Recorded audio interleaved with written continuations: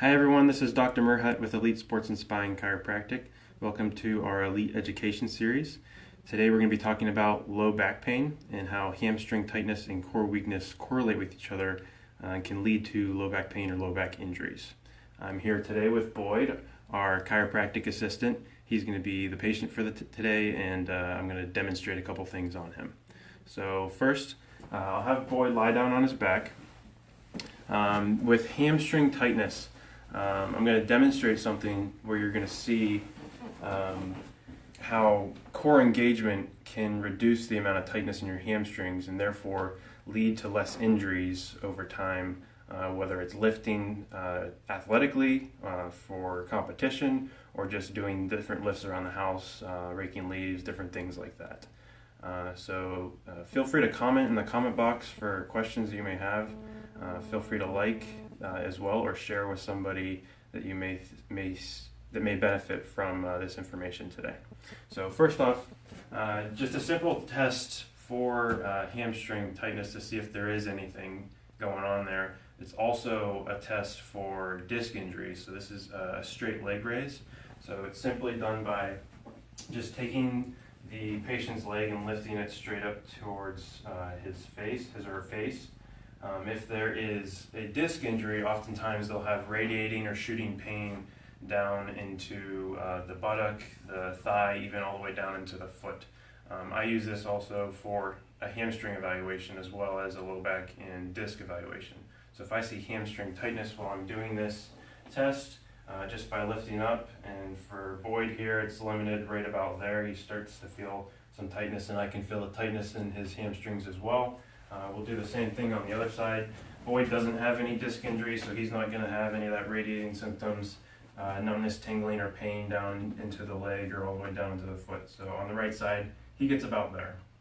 So in general, to explain how hamstring tightness has an effect on low back pain, the hamstrings themselves attach right here on the ischial tuberosities. So if there's tightness in the hamstrings, it can pull the pelvis backwards, causing abnormal stress through the lumbar spine. So that's oftentimes when people are bending down, having tight hamstrings. That's where sometimes the back injury will happen, where you hear someone, their back gave out, or they pulled a muscle in their back. That kind of stuff happens in correlation with hamstring tightness. So to demonstrate how core engagement can affect your hamstrings and low back pain in general. And before I go into demonstrating how this affects it, I'm going to talk a little bit about what core engagement is.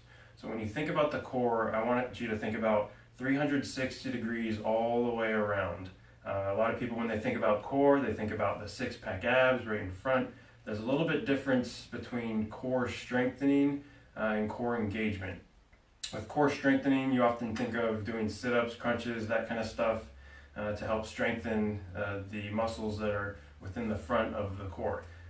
For core engagement, I want you to think about if someone were to punch you in the stomach, what would you have to do in order to kind of brace that area so you don't get injured? So it's a different motion and a different type of contraction that you get, whether you're trying to avoid someone punching you in the stomach or whether you're trying to engage or strengthen the core by doing a sit-up. So if you try those two things, if you were to do a crunch or a sit-up, you feel what the engagement feels like. Or if you were to think about if someone were to punch you in the stomach and you place your hands all the way around the core and you were to brace just to avoid that blow to the stomach, you feel more of a 360-degree expansion in that area. So to demonstrate how the core relates with the hamstrings, I'm going to have Boyd put his hands up in the air, and then I'm going to bring his leg up just like we did in the straight leg raise until we get to the point where there's hamstring tightness. So there we feel some tightness. And what I'm going to have Boyd do is I'm going to have him press his hands down into my hand here and also engage the core properly how we've taught him in the past. That's a different topic at a different time. If we want to go over how we properly engage the core, we can do that in another video. Just let us know if that's something you're interested in, and we can do that in another education series. So with this, I want you to notice Boyd's leg. This is really as far as I can get it to come up. when I have them engage the core properly, I'm going to press higher, and you're going to notice the leg's going to be able to go further. So I'm going to have Boyd go ahead and engage the core, and you're going to see, barely without any effort, his leg goes almost all the way up to 90 degrees. You should be able to get your leg close to that 90-degree mark. That's ideal in a situation with hamstring flexibility. So working on that doesn't only help prevent injuries, but there's a couple other things you need to work on if you're also working on hamstring flexibility. So hamstring flexibility is great, doing stretching exercises, strengthening exercises to help get those hamstrings where they need to be.